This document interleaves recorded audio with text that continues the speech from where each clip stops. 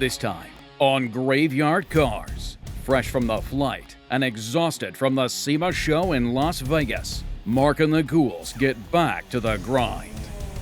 Will is amped up to paint his very first 1970 AAR Cuda. This is my first AAR. So AAR is one of my favorite cars. But with Mark micromanaging his methods, I want the top of the fender to look exactly like the rest of the car. Will's rebellious nature is stirred up. Meanwhile, Josh is into some heavy metal on another 1970 Cuda. Once believed to be a 440 six-barrel automatic, All the evidence is there. under the layers of rust, something unexpected was revealed. It shouldn't be there at all. If it was a Cuda, they never should have been punched. Now it's up to Mark, Josh, and the rest of the team to save what they can of this less rare but highly desirable 1970 Cuda. We make it look easy because that's our job. Finally, exhausted, overworked, and at his wits' end with Will's defiance, We went over it. We talked about it. I didn't want this transparency here. Mark makes an executive decision I just need you to be open-minded. that no one sees coming. No way. No way. What are you doing? There's no accountability because we don't know anything about it. Oh no. You're not gonna. I don't want any part of this. Hey babe, how was your day? What do I answer?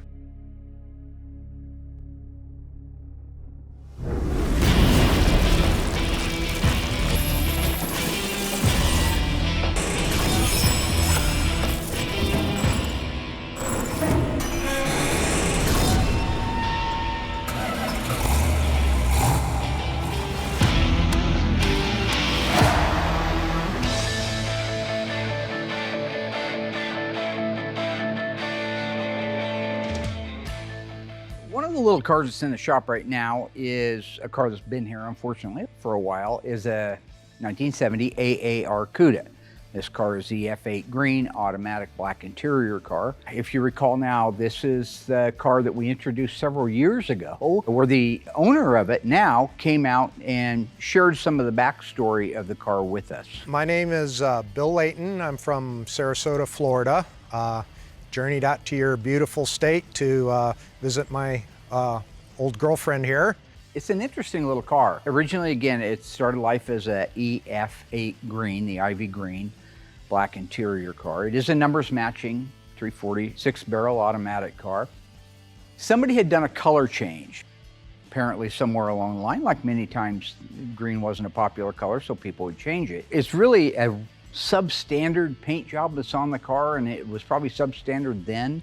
But an interesting thing is they masked off very strategically all of the strobe stripes and the badge for the AAR, as well as the blackout that you would get on the tops of the fenders, the hood, the tops of the doors, that kind of stuff. It's just one that had been really neglected before it got parked, then parked for a long, long time, and then finally got its chance at coming back to life. This is a pretty original car other than the color and the front seats had been changed out. It still had its original carburetors, air cleaner, exhaust manifolds, correct radiator. Those are things that usually grow legs over the years. They were all here on this car. The interior, other than the front seats being changed out for a 73, 74 style E-body, which I don't know why that would happen, it was all very original. I believe, if I'm remembering right, even one of the megaphone exhaust tips was still on the car. So another thing that you usually see missing on these cars was the 15x7 rally wheels. And most of the time people take them off. They want a Krager, a second day add-on type of a wheel, but this one still had the 15.7s with the original center caps and beauty rings. Even though we'll have to restore them, at least they're there to restore. It started out here at least as a good, complete project. So on the interior of the car, again, very complete. This was a standard instrument panel. It didn't option out the A62 Rally instrument panel, so it was the standard one with the big speedometer and the 3 small gauges. Somebody had changed out the original steering wheel to the 72 to 74 style, which I just don't think is a good looking wheel at all, but that's what was in there. And probably the same car that donated that steering wheel donated a pair of front bucket seats, which I again don't know why, unless the original ones were stolen, perhaps, the 70 style, because the 70 style is a much better looking seat than the 72 to 74 style, but that was what was in it. But other than that, a very good, complete interior. You know, so this is my first AAR, so it's always exciting when you do something different. I love the blackouts. AAR is one of my favorite cars. I like the stripes, the strobe stripes that go down the side, and I love the flat black hood that runs along the top of the fenders. So it's kind of unique, but I've always liked those cars. So this exciting because it's the first one I've done, but I think this is the second one the show's done. Mark did one years back, lemon twist yellow one. Body and paint only, built the drivetrain, then handed it all over to the owner to assemble it all. And that was a gorgeous car because the contrast of the black, the flat black, and the yellow really popped. It was FY1 lemon twist yellow. On this one I did, while it's still pretty, it's a dark green car, so the contrast isn't as much as the other one. Like I say, the AAR was absolutely stunning when it was done. It was one of the cars that I personally wanted to deliver to the owner. I've only done that a few times in Graveyard Carz history, but one thing is he lived in Portland, which is a couple hours from here. And so I loaded that up with my Nemesis at the time, and we took it up to his place. Had a really cool Hot Wheels track that we got to play at while we were up there and check out the rest of his collection. Two Challengers, two 71s. Two identical 71 Challenger Hemi cars. Well, they're both Shakers. Now, you sure mine's a Hemi? Well, it might be, it might not be. So yeah, mine might be a 340 and you got the Hemi, I see. Okay, we'll that's never fine. know. That's fine. But you can choose. Okay. Yeah, choose which one you like. Okay, I'm gonna choose this one because you set this one closer to me to dupe me. Oh, clever. All right. A coin toss to see who gets lane choice. Heads. It is heads. Of course it is. This is my day, I told you.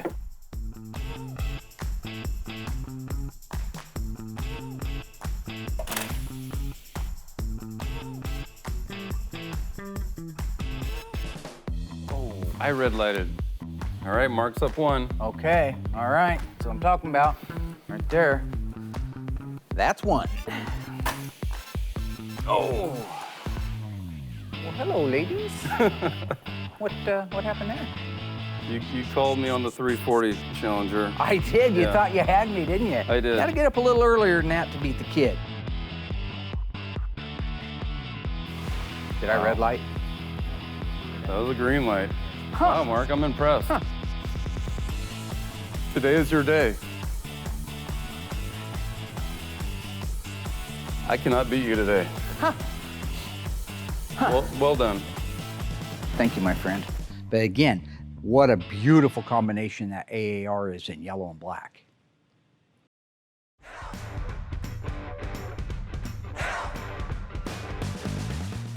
Today I'm getting ready to paint our 1970 Cuda. It's an AAR going F8 green. This is the third or fourth time I've done this color, which is a pretty color when you do it once, but then when you do it over and over, it's kind of locks its luster. But it is the first AAR I've done, and I think it's the second one here at the shop that we've done. So it'll be a gorgeous car. The hood goes flat black. The tops of the fenders go flat black, and it actually carries down. What are you doing? I'm a pretty simple guy. You know, I come to work, do what I'm supposed to do. I just want to paint cars. I don't need coached up. I don't need to talk. I don't need any distractions. It's just, let me get my 13 cars a year done and be left alone.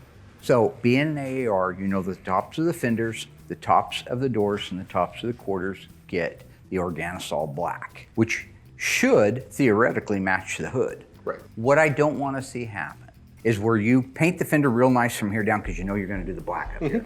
I want the top of the fender to look exactly like the rest of the car. I'd like to clear the air on one thing.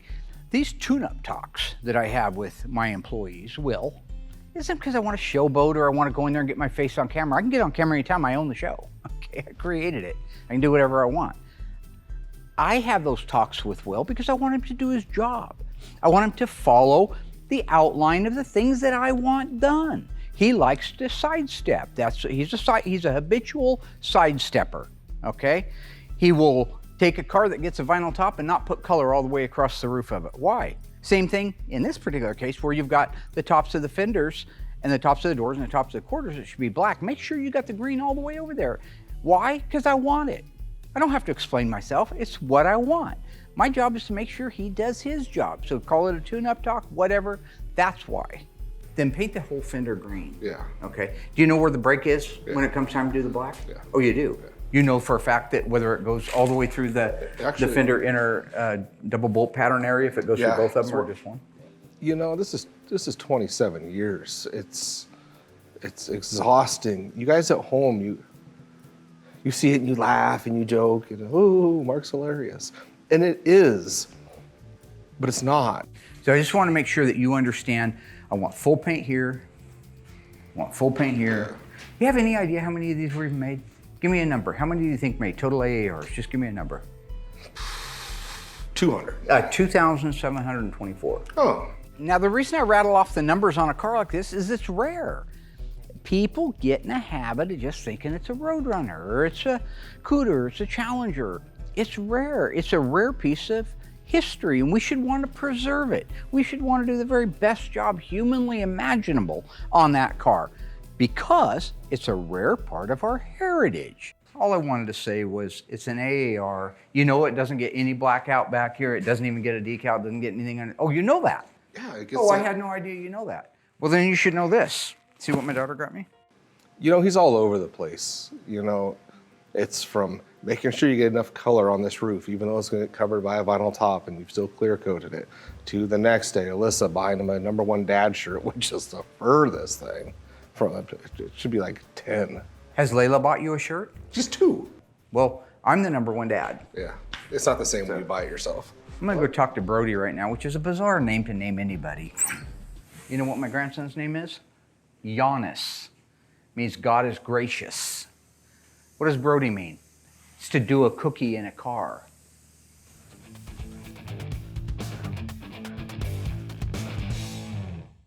Once I finally got rid of that crazy lunatic Mark, I can finally get going. And no, I'm not gonna, the parts that go black, I'm not gonna cover them in green. It's a real thing that there's a raw material shortage. So all the paint that I can save, the better off we'll be.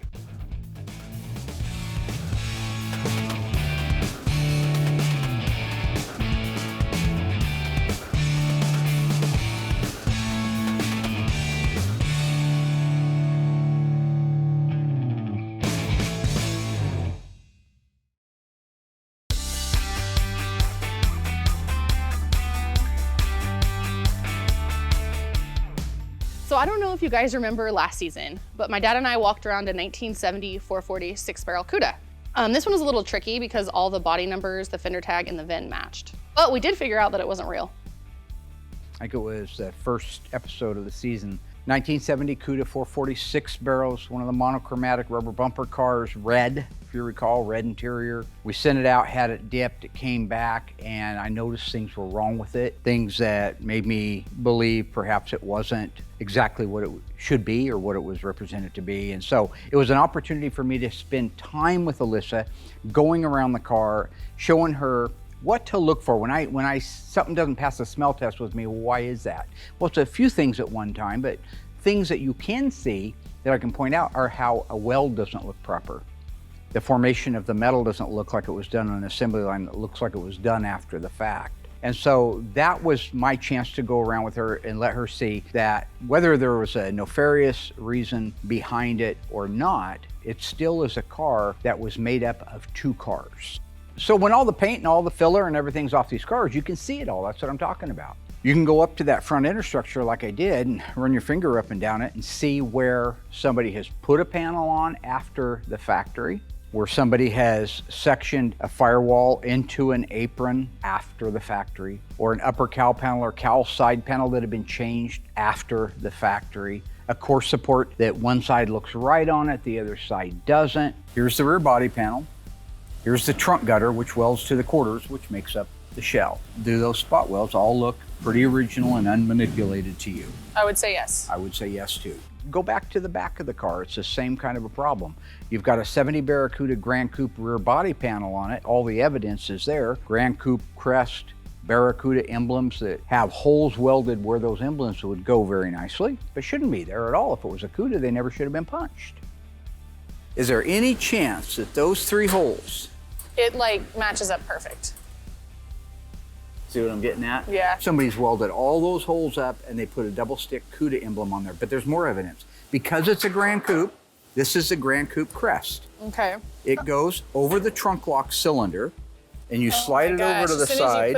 One of the most fascinating things about this for me was when my dad showed me that the donor car that was used for this was actually a Grand Coupe. There were so many markers on this car that didn't add up, and if this car had been painted, you would have never seen any of this stuff. Vinyl top moldings for a car that's not coated for a vinyl top. Vinyl top holes for the molding for a car that's not coated for a vinyl top. And the list went on and on. And then we can mathematically back all that stuff out and come up with the decision that I had to painstakingly make on that car. So the smoking gun in that case that led me to my decision was the fact that the last 8 characters of the vehicle identification number reside in that upper cowl panel, the one that matched the original fender tag and dash. Same thing with the radiator support, matched the fender tag, matched the dash. All the rest of the car could be anything, and nobody in the world would know if you didn't know how to look for the DNA markers that represent that car to be a 446 barrel car when it started life or not. It looked like the firewall and cowl and radiator upper tie bar and one baffle were original from that car, from the 446 barrel car. At least the majority of the rest of it was 1970 Barracuda Grand Coupe. So once I had come to the conclusion that the car had been made up of 2 different cars, I had to report that to the owner. It's my job, it's not much fun. Very nice man, shocked, and I believe it wholeheartedly, because he bought the car that way. He was very disappointed, really kind of heartsick, as you would be if you spent a lot of money on a car that just wasn't a real car, or at least I couldn't help represent it as a real car. But you know, we talked it through, and I gave him all the alternatives. I said, you know, we can stop now, and if you have any deposit coming back, I'd be happy to refund you. If you want to move forward with it, I'm happy to move forward and continue to make it look like a 1970 446 barrel automatic Cuda, but do it correctly. Put all the markers in it so it is a good tribute car. That's the important thing. As long as he knows it's a tribute, and I know it's a tribute, and America knows it's a tribute, and I have a documented file, then no harm, no foul. Another big problem with the car was that a lot of the panels and a lot of the work that had been done really wasn't up to our standards, or really what I would consider to be industry standards. You know, starting at the back, you had frame rails with kinks in them from a previous accident. The right rocker had been replaced by somebody else and didn't do a very good job. The right hinge pillar had been replaced and not done a very good job on it. And so it was going to affect the geometry of the car. These are structural components. So I thought, well, if we're going to put our badge on this one, then let's do just what I said to the owner. Let's make it right no matter what. So I had Josh, the metal guy, get started on replacing the outer rocker, repairing the inner rocker, and replacing the inner and outer right hinge pillars. So because it had had previous impact to the right rocker and right hinge pillar, parts of it looked as though they had been replaced, and other parts of it looked like they had tried to repair it and pull it. And so, you know, that's kind of why we came up with the idea that it needed to be replaced and done right.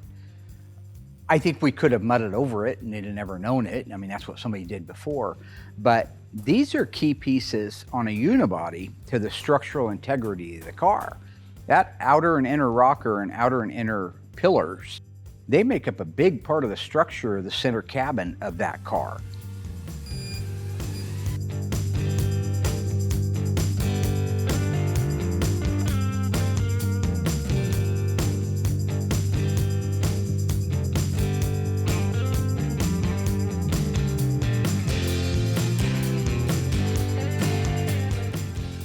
In addition to the hinge pillar being a big part of the unibody structure, it also determines where the doors are going to sit. So it's very crucial that you take your time when you're doing one of these hinge pillars and you measure it very carefully. If you do it right, it'll end up perfect in the end. But if you don't measure where it needs to go, you can have a door that's trying to sit too far forward, too far back, or even too far out compared to the fender. So it isn't just the fact that the panels are replaced on there or that they're in good shape, it's how they're welded together, the spot welding or the MIG welding when you have to do that. All of the pieces, the right outer rocker, the right inner rocker, the right hinge pillar, inner and outer, the upper cowl panel, lower cowl panel, plenum, aprons, frame rails, core support, quarter panels, B pillars, C pillars on some cars, inner and outer wheel houses, trunk floor extensions, all that stuff by itself offers nothing in the way of structural integrity, and it adds no strength to anything. But when they're bound together, it becomes like the wall that's laying down on a house that they're building. By itself, it goes up and they have to brace it. But by the time they put the other wall up against it, and the third wall, and the fourth wall, it's solid. Then they put the trusses on the top, and that holds it together, and that has all of its side force, ability to withstand side force, wind and earthquakes. All of those things make up the structural integrity of the car. Still to come, when Mark agrees to talk money for new gear with the show's senior executive producer, the wheels come completely off the cart. Mark just lost it. Meanwhile, more metal with Mark and Josh, tearing into unseen depths of this Frankenstein 1970 Cuda. This is the very first time I ever remember doing a repair like this. Butter, baby, butter. To ultimately pay tribute to the 7440 six-barrel Cuda it should have been. There's a lot goes into making it look easy. Finally, Will's defiance is driving Mark to his wit's end. Code red.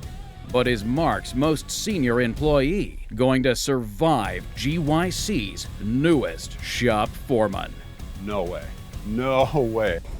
What are you doing? There's no accountability because we don't know anything about it. Oh no. When Graveyard Carz returns.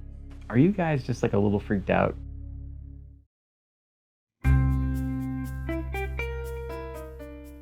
First off, I want you to know that I think that the budget and you wanting to do new computers is a great idea. So Mark called me in for a budget meeting, which is great. Surprising, but great, because I've been bugging him about computers and a bunch of other equipment lately. And whenever I ask him for anything that revolves around money, he typically doesn't want to talk about it. So when he said, hey, let's do a budget meeting, I thought we need to have cameras in here because I want to capture what happens. Mark usually operates in layers. Like layer 1 is what you think he's offering you, and then all the subsequent layers are everything that he's trying to get out of the meeting or the deal or whatever. So we'll see. I can't commit to it right now because I'd really like to see what the total dollar amount is for all the computers. You don't need to look around silly and play for the camera because nobody cares at home. This is legitimate. You wanted it in here, it's in here, okay? I want them to see what I have to deal with. Yeah, okay, no, it was a budget meeting, arguably, for maybe the first 90 seconds. But no, after that, yeah, Mark just lost it. He went off the rails. What I'm having the most difficulty with is people following instructions. Mm-hmm. Recently went through a great big thing with Will on this AAR Cuda that I asked him specifically to make sure that he painted all the way over to the hood. Right. With the color, even though it's going to get blacked out, and he agreed that he would do it, but he didn't. Do you have anything like that at all up here? A couple times? Yeah, yeah. The same not painting, they're not painting, Sure. but maybe you tell them to do something specific. Yeah, and they kind of forget. They forget, right. All right, so yeah, the first layer is peeled away. It's not really exactly going to be a budget meeting after all. Big shock. But what was weird is Mark is asking me about management stuff. And I know he's had some problems with Will and a few other guys kind of doing their own thing. So he wanted to talk to me about techniques and how to deal with employees not doing what they're told. I got an idea to help him not forget. And this is where I just need you to be open-minded. Did you ever see an episode of Saturday Night Live where Hugh Jackman hosted the show? What on earth does SNL have to do with anything, with budgets, with management, with anything Graveyard Carz? Why? I don't recall. Okay, no problem. It's a sketch where Will Ferrell has his kids for Christmas. I guess this is a real story. So instead of Santa Claus, they have Freckles, a Christmas kangaroo. Then you have to fight him for your gifts. And then if you fight him and you win, you get all the gifts. And then if you don't, look, Freckles has a job. If I tell you to do something, you decide on your own that you don't want to do it. Let's say, for example, it's painting the top half of a car because it's going to get blacked out. Well, I think maybe Freckles ought to be involved in that. No. No. I want to get a costume. Oh, no. A Freckles costume. No, oh gosh, no. But they don't know who's in the Freckles costume. And there's no accountability. If you think about it, there's no accountability because we don't know anything about it. A shop foreman in a kangaroo outfit. But a serious kangaroo, somebody that goes around and enforces the law. What is their method of enforcement? Because I mean, I'm recalling the sketch now. Oh, you can't do what's in the sketch because that. No, I don't even want to have anything to do. What they're going to beat them up. Just little things, intimidating. Not really bust them up, but some punches, some things that make them feel awkward enough that they'll follow the rules next time. How much is this thing going to cost? That's not the point. Money's rarely an object when it comes to creativity. Yeah, unless creativity is new computers or new equipment to make a better show. Now, I'm also thinking, along with it, because the audience may not get it, is the one thing that is consistent with these meetings Because I always come out of them wondering why. Why did we have the meeting? Why does Mark do this? Why does he sit up late at night watching TV shows and movies and just purloining every little thing that he thinks is amusing and trying to inject it into the show? That's a big why. But the other big why is, why would he come up to me with Will's problem behavior and want to get my opinion? And this is the next layer. Peel that away, and now we know exactly what this whole thing's about. It's not about budgets, it's not about management, it's not about a stuffed kangaroo outfit that boxes. It is about... What if we threw a laugh track in? Oh no. No, I'm not gonna run around the shop dressed up like a freaking kangaroo threatening to violently assault somebody, all right? But if I know in their mind, they believe that's an alternative to giving me my laugh track, which I think is a brilliant idea, and you guys will see soon enough, then so be it, you know? But I think I'm got a little more common sense than to run around the shop in a kangaroo outfit threatening to beat people up. In fact, quite frankly, I'm insulted that they would even suggest that. You think Dougie's gonna run up and get together with Will and talk about it? They're gonna think he's lost his mind. Like Harvey, the 6-foot rabbit. You're not serious about this kangaroo, right? Like... Well, let me ask you, do I get the laugh track?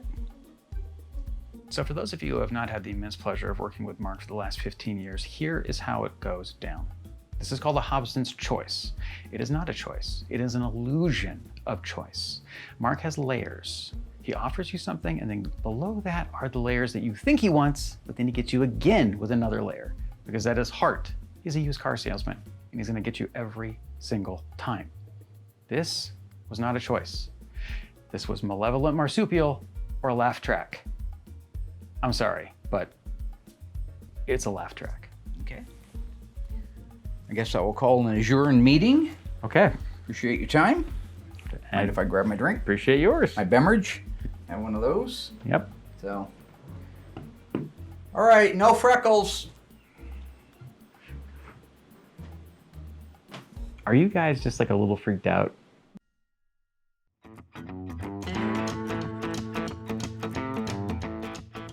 So I'm gonna go ahead, screw this new piece on, and I'm gonna take a couple measurements, compare them to what I was looking for, and go from there. I'll get her welded up. Yeah, that's looking perfect. It's got a 1,490 mils. So this thing's gonna line up really good once it's done.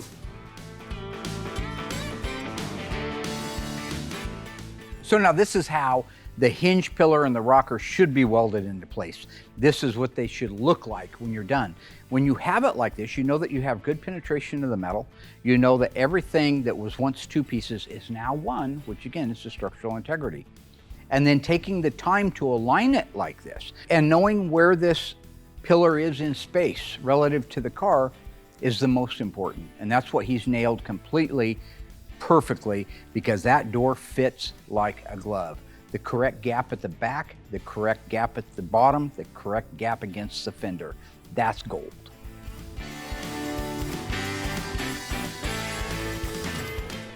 What I don't understand is we went over it. We talked about it. I didn't want this transparency here. Right. I wanted to pretend just like it wasn't going to get a blackout. Now this is exactly what I was talking about with Aaron about not following the orders. What happened when William T. Santiago disobeyed an order? Huh? Code red. Well, this is code freckles. Maybe I call it code freck. If I order a code freck on somebody, what's going to happen, huh? And here I am looking at it, and it's transparent. So, okay, I'm going to say that you made that decision all on your own. That's fair. Think of it like this. Paint's running around $1,000 a gallon. That's a lot of money. That's a lot of money out of Mark's pocket, customer's pocket. So everybody wins if I don't paint a roof, or if it's covered, I don't put color up there. And I clear coat the roof so it's protected and we have no issues. And Mark just doesn't realize by saving it now is going to benefit him later. I can put all that paint on there, but it's going to get covered up, so there's really no point. So here I am looking at a transparent job. I can't tell. This looks transparent to me. Oh, don't be over dramatic. This looks transparent. I know what you're doing. It starts to glow. I can't tell. Why would you select between that panel and that panel? No, you can clearly see it's covered here. It's not here. But what about here? This looks kind of halo and shadowy to me, because this, I believe it isn't. Oh, I know. I completely believe it isn't. Good. Let me ask you this. Have you ever seen Saturday Night Live?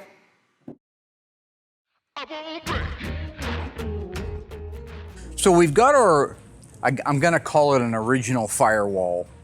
We established before that this firewall is off of a different car than the rest of the body is. Everybody's aware of all that stuff. We decided we'd save the original replacement firewall. So this is what you saw when the car first came back from dipping. It's everything from there forward that's been replaced. And we did that because whoever had welded the front clip on this other car before didn't weld it on straight. The car had been damaged before, so it had a multitude of problems that gave us terrible geometry. So with that, and with the existing problems that the aprons and our fenders had, when we go through and show how wadded up they were, how terrible the welding was, we just decided to put everything on new from the firewall forward. So that's why you have a right and left inner fender. Shock towers are the original shock towers that came back from the dipper. Whether they started life on the car or not, we don't know. But the shock towers are, that's why they got that primer on them. So the right-hand frame rail and the left-hand frame rail, brand new AMD frame rails, all installed. If you look now compared to the original welding that was done on the car, check out the spot welds that Josh did. He's real proud of these because he takes a lot of time to duplicate the original look all the way through. Remember how wadded up the other ones were? Look how nice and clean and sanitary all the welding is. Same thing there. Walk down that vertical, across the bottom, up around the shock tower, up around the back, where the supports meet the apron. Beautiful. We have a new core support. We don't care about the other core support because those numbers didn't really belong in the car. So this is a brand new 26-inch opening. It's an AMD core support, both upper and lower. It's a two-piece set. But you can see, again, this is another section where they do the welding. Welding there. Here where it intersects, you have nice welding here, nice welding over there. So everything literally from the firewall forward, except for these stiffener brackets and the shock towers, are brand new. So with all that stuff done, Josh has got the back end ready to go. And so what we're gonna do on that's a little bit different than what we've done in the past on these cars. So I just wanna take a minute and walk you through that. So now typically when we're replacing frame rails on one of these cars, like you've seen in the past many times, the whole car's rotted out. Everything's destroyed on it. So we have the floor pan, under seat pan, main pan, trunk floor, extensions, quarter panels, everything's off the car. But this one had a pretty good body. The donor body that they got to make this car was a pretty good body. So we don't want to replace all that stuff. That's why we're doing the rails the way that we're doing them now. So basically you had to take the torque boxes, the spring hangers where they weld in here, all loose. So some of the things that makes removing this trunk floor so difficult compared to what we usually do is the fact that we're trying to save a lot of stuff. Typically, we take off quarter panels because they already need replaced. We're taking off taillight panels because they need replaced.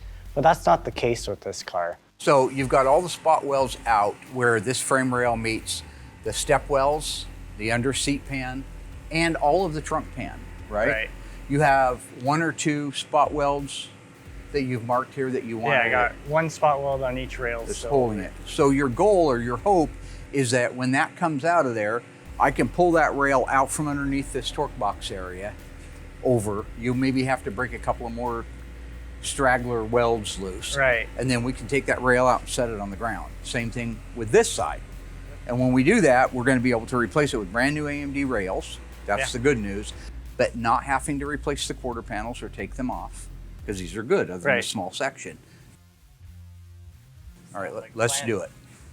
So I had to scratch my head a little bit and take a little bit of time to figure out how to do this, because typically this is different than the way we do it. So I had to stand back, figure out exactly what's going to happen when I remove a certain part and other ways to get other parts out that would still make it to where I could save all the other stuff. Now this is the very first time I ever remember doing a repair like this. You know, typically a car comes to us, it's rotted beyond recognition. There's nothing left of it. By the time we cut all of the old metal off of the car, we end up usually with not much more than quarter reinforcements, maybe a rocker or two, a roof. That's usually it, because the front end's gone, the back end's gone. In this case, we had good quarters, really good usable quarters. All right, so this one, if it goes as easy as the other one, we're gold. And the rear body panel was good, so we weren't taking everything apart. We weren't dissecting the car. So this, to me, is the first time I can remember ever doing a repair like this, but it's very, very sanitary when it's done. Very rarely do we ever have to do it, but I love knowing that we got the chops and can do it, because that is a hard one to do, to measure and plot ahead the way he did. That one fought a little more than the other one, but that's okay. I love it.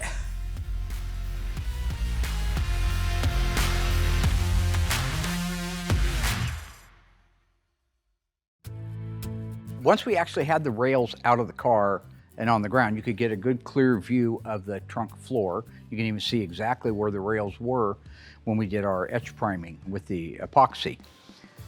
We weren't originally going to replace the trunk floor, but because we got to looking at all of the pitting in it and how much filler it would have took to make it look right, to make it look correct, and knowing that a trunk, for whatever reason, seems to absorb moisture, and moisture is bad for filler, I just decided that the best repair would be to replace the trunk floor itself, the center section.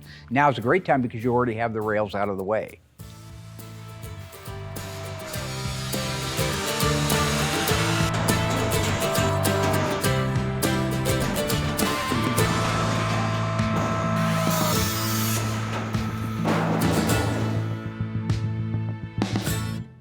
Stay tuned.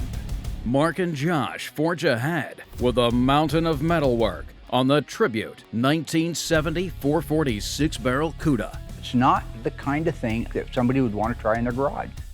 But will Mark's defiant decision to take editorial and managerial control go to his head? No. And finally push everyone at the shop to their breaking points? I don't have to explain myself. It's what I want. Find out when Graveyard Carz returns. What are you doing?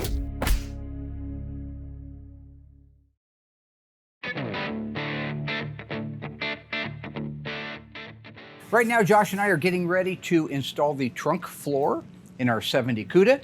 Name of the game here is, we've got good quarters on the car, so we didn't want to have to cut those off to be able to do a trunk floor. So we decided that we would drop out the frame rails, which you saw us do, and we took the trunk floor out. And now that those two things are done, all of the cleanup is done. You can see we even did the paint work and jam work up underneath there, all the prepping on the inner structure, which is all very good work.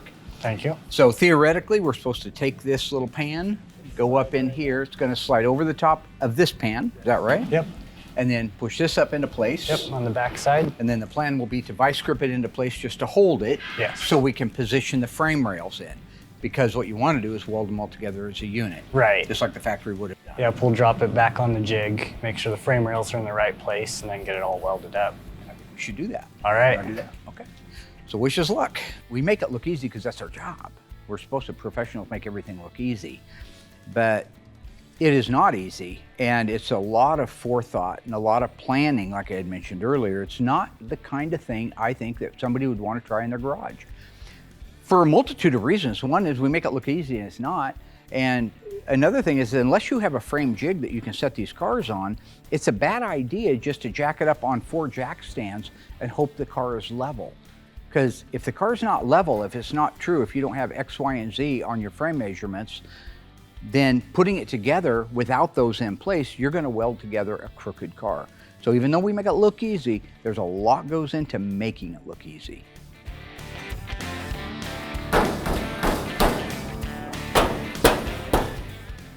Okay, I'm going to vice grip mine into place, at least for right now, just to hold it. So what we'll have to do next is move the frame rails into place. Once the frame rails are into place, you'll begin to bring the slack out of it, right? You'll have to lower the car down and start bringing them together. But once we get the rails in, I should be able to cut you loose to be able to do that. And that'll be the final welding, right? Yep. All right, let's put some frame rails in. Sounds good. Okay.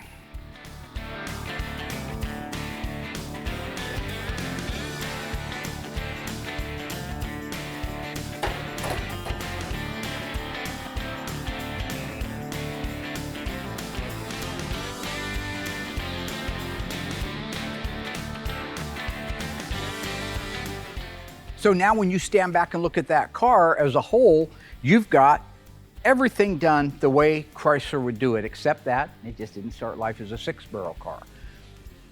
The fender alignment to the door, to the rocker, to the quarter, to the cowl, to the hood, perfect. To the header, perfect. Those don't happen by accident. The geometry of the car has to be perfect from the very first piece of foundation you put in to the very last piece of cosmetic metal that you put on. And if you do, if you take your time and you do it right, then nobody should be able to tell that you were ever there before. Nobody should be able to strip the paint back off of this car and say, wow, look at, they welded here, they did this here. We want to make it look like it's exactly the way Chrysler did it. And when you stand back and look at that car, walk around it, you know that is a good, solid, straight, professionally done body that is now ready to move into the mudroom.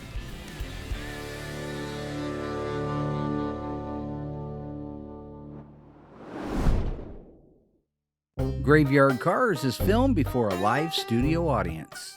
Recently I watched a documentary about these guys who climbed Everest, and it was pretty incredible. Like just the willpower that these guys had to push through all of these hardships, and I mean the weather, the limitations on them, and I mean the human spirit and just the indomitable nature of the human spirit it's incredible.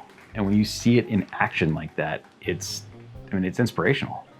It makes you think like, man, you could do anything. You could, climb the world's tallest mountain. You could, I don't know, you could run some Fortune 500 company. You could invent something, discover something, be president. I mean, whatever, it's, the world's your oyster, right? At least, that's what they say.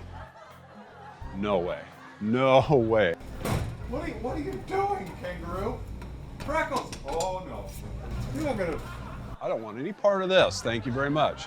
I know where this is going. So today's an exciting day. Brody's prepped it. He's going to come in here with me. We're gonna spray this together because we're kind of getting to that point where I want him to do more paint work and not just always be me all the time. What are you doing? I love my job. I love almost every aspect of it. Get done working, and I gotta go home. And there's Heather. Very sweet Heather looks at me and says, hey babe, how was your day? What do I answer? Yeah, babe, I painted a car, primered some cars, managed my team. Oh yeah, and got jumped by a kangaroo. What is this? I think we were all kind of in situations like that, right? You're at a position, you look back and you think like, yeah, school went well, good GPA, good degree.